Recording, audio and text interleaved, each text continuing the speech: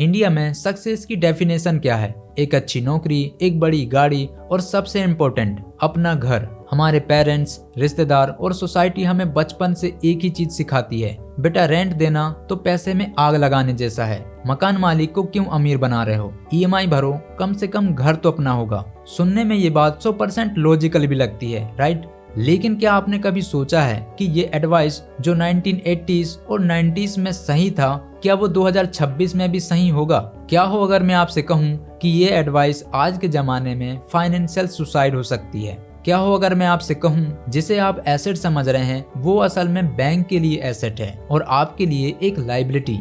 आज हम इमोशन को साइड में रखकर प्योर मैथ की बात करेंगे। अगर आप 20s या 30s में हैं और घर लेने की सोच रहे हैं तो ये वीडियो आपके करोड़ों बचा सकती है। तो चलिए स्टार्ट करते हैं the bitter truth of real estate. इसके लिए हम एक रियलिस्टिक एग्जाम्पल लेते हैं। इमेजिन कीजिए रोहन और विक्रम दोनों 28 साल के हैं। दोनों एक ही कंपनी में काम करते हैं और इनकी सैलरी है 1 लाख रुपए पर मंथ और दोनों के पास 25 लाख रुपए की सेविंग्स है। दोनों मुंबई या बेंगलुरु जैसे शहर में एक 2 BHK फ्लैट देख रहे हैं जिसकी कीमत है 1 करोड़ रुपए। तो रोहन क्या करता है? रोहन अपने रिश्तेदारों की बात सुनता है। वो कहता है मैं किराए के झंझट में नहीं पड़ना चाहता। वो अपना 20 लाख रुपए डाउन पेमेंट देता है और बाकी 80 लाख रुपए का लोन ले लेता है। उसने 20 साल के लिए 8.5% इंटरेस्ट पर लोन लिया। उसकी महीने की ईएमआई बनी 70,000 रुपए। रोहन खुश था, उसे लगता था वो सेटल्ड है। वहीं दूसरी तरफ विक्रम थोड़ा अलग सोचता है। वो कहता है मैं अभी ग्रो कर रहा हूँ, मुझे नहीं पता मैं 5 साल बाद कहाँ रहूंगा।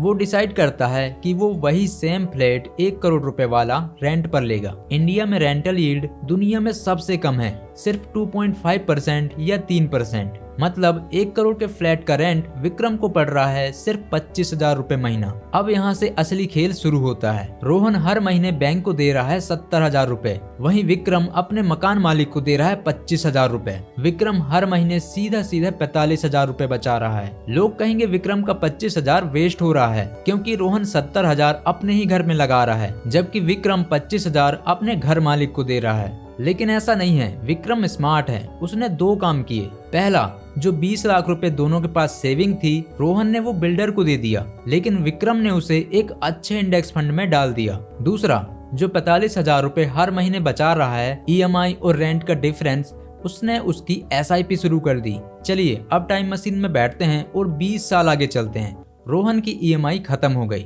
घर उसका है। मान लेते हैं प्रॉपर्टी प्राइस इंडिया में 6% से बढ़ा है, तो रोहन के 1 करोड़ रुपए के फ्लैट की वैल्यू अब 3.2 करोड़ हो गई है। रोहन सोचता है उसने 2 करोड़ कमा लिए, लेकिन सच ये है कि रोहन ने बैंक को 80 लाख के लोन पर 85 लाख रुपए का सिर्फ इंटरेस्ट दिया है। मतलब उसकी फ्लैट की कॉस्ट ही 2.5 करोड़ रुपए पड़ी थी। इसलिए मुश्किल से उसका नेट प्रॉफिट होगा 70 से 80 लाख रुपए। वहीं दूसरी तरफ विक्रम, जिसके पास कोई घर नहीं है, वो अभी भी किराए पर रहता है, लेकिन उसके वो 20 लाख रुपए लमसम और 45,000 रुपए मंथली से पिछले 20 सालों से मार्केट में 12% से कंपाउंड हो रहे थे। इसलिए विक्रम की पोर्टफोलियो बन चुकी है करीब 5.5 करोड़ रुपए से लेकर 6 करोड़ रुपए तक। फर्क देख रहे हैं आप? रोहन के पास 3.2 करोड़ रुपए का एसेट है जिसमें वो रहता है, उसे बेच नहीं सकता, लेकिन विक्रम के पास 6 करोड़ रुपए कैश है, लिक्विड मनी। विक्रम चाहे तो अब रोहन के बगल वाला फ्लैट 3 करोड़ रुपए में कैश दे के खरीद ले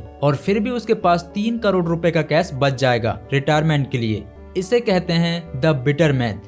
मैथ सिंपल है। जब तक होम लोन इंटरेस्ट रेट जो कि 8.5% है और रेंटल यील्ड 3% है, इन दोनों में इतना बड़ा गैप है, तब तक फाइनेंशियली रेंट पर रहना हमेशा प्रॉफिटेबल होगा। पैसा एक अलग बात है, लेकिन एक और फैक्टर है, वो है आजादी।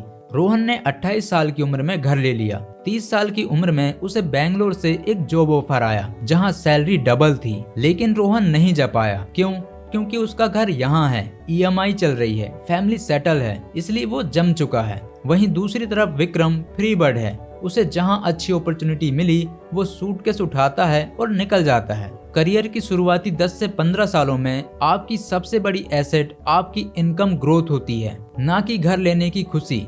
घर खरीदना अक्सर आपके करियर ग्रोथ पर फुल स्टॉप लगा देता है। तो क्या इसका मतलब घर कभी नहीं खरीदना चाहिए? नहीं, घर खरीदना गलत नहीं है, गलत टाइम पर घर खरीदना गलत है। जैसे शादी करना सबको है, लेकिन कब करना है और कैसे करना है ये किसी को क्लियर नहीं पता। हम इमोशंस में आकर घर तो ले लेते हैं, लेकिन फिर अगले 20 साल तक ईएमआई के पिंजरे में फंस जाते हैं। इसलिए मैं आपको एक ऐसा सिंपल रूल बताऊंगा जिसे दुनिया के सबसे समझदार इन्वेस्टर फॉलो करते हैं। इसका नाम है द 30-30-3 रूल। तो सबसे पहले चेक करते हैं कि क्या आप फाइनेंशियली तैयार हैं। अगर आप कोई घर देख रहे हैं तो ये 3 शर्तें लगाइए। अगर तीनों टिक हो जाएं तभी उसे खरीदिए। Rule number 1, EMI should not exceed 30% of income. आपकी महीने की EMI आपकी इन हैंड सैलरी से 30% से ज्यादा नहीं होनी चाहिए। अगर आप 1 लाख रुपए कमाते हो और EMI 30,000 रुपए से ज्यादा है तो आप रिस्क में हैं, क्योंकि बाकी 70% पैसा आपके घर के खर्च, इन्वेस्टमेंट और इमरजेंसी के लिए चाहिए। अगर 50% सैलरी EMI में चली गई तो एक मेडिकल इमरजेंसी आपको सड़क पर ला सकती है। Rule number 2, save 30% of home value. ज्यादातर लोग सिर्फ 10 से 20% डाउन पेमेंट जमा करते हैं और घर ले लेते हैं। ये गलत है। ये रूल कहता है आपके पास घर की कीमत का 30% कैश होना चाहिए। मतलब कि अगर घर की कीमत 1 करोड़ रुपए है तो आपके पास मिनिमम 30 लाख रुपए होने चाहिए, 20% डाउन पेमेंट के लिए और 10% बफर के लिए, ताकि अगर कल को आपकी जॉब चली जाए तो आपके पास इतना कैश हो कि आप अगले 1 से 2 साल तक EMI भर सकें। बिना बफर के घर लेना आत्महत्या करने जैसा है। Rule number 3, home price equal to 3x annual income. ये सबसे कड़वा नियम है। आप जिस घर को ले रहे हैं उसकी कीमत आपकी सालाना इनकम के 3 गुना से ज्यादा नहीं होनी चाहिए। एग्जाम्पल, अगर आपकी सालाना इनकम 10 लाख रुपए है तो आपको 30 लाख तक का घर ही लेना चाहिए। अब आप बोलोगे मुंबई और दिल्ली में तो 30 लाख में झुग्गी भी नहीं मिलती। बिल्कुल सही। और यही हमें पता चलता है कि इंडियन मेट्रो सिटीज में रियल एस्टेट एक बबल है। अगर आप मुंबई के 1 करोड़ का फ्लैट ले रहे हैं और आपकी इनकम सालाना 15 लाख रुपए है तो आप घर नहीं खरीद रहे, आप अपनी आजादी गिरवी रख रहे हो। मेट्रो सिटी में ये रूल फेल होता है, इसलिए वहाँ रेंट पर रहना ज्यादा समझदारी है। तो फिर घर ले कहाँ? यहाँ आता है जियोग्राफी आर्बिट्रेज। आजकल वर्क फ्रॉम होम और हाई स्पीड इंटरनेट का जमाना है। स्मार्ट लोग अब एक नई स्ट्रेटजी अपना रहे हैं, earn in metro, buy in home town. इसका मतलब है टायर 1 सिटी जैसे मुंबई, बेंगलोर, यहाँ आप रेंट पर रहिए। यहाँ रेंटल यील्ड बहुत कम है, 2 से 3%। यहाँ 2 करोड़ के फ्लैट में रहने के लिए आपको सिर्फ 40 से 50 हजार रुपए किराया देना पड़ता है। ये सस्ता है।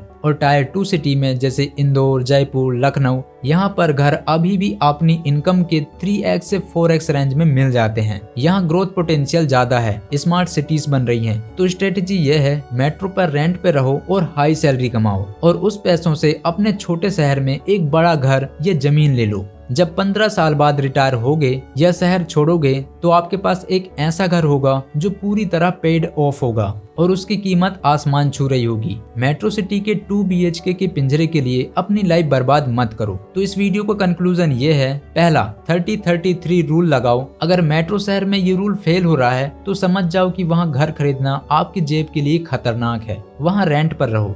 दूसरा, अगर खरीदना ही है तो टायर 2 सिटी में खरीदो जहां अभी भी वैल्यू बची है। नहीं तो फिर लास्ट ऑप्शन है, आप अपना धंधा चलाइए, SIP कीजिए, एसेट बनाइए और जब उन एसेट से इनफ पैसा आ जाए तब जहां चाहे वहां घर ले लीजिए। इमोशन से घर मत खरीदो, कैलकुलेटर से खरीदो, क्योंकि घर सुकून के लिए होता है। और अगर EMI के डर से नींद नहीं आ रही तो वो घर नहीं, जेल है।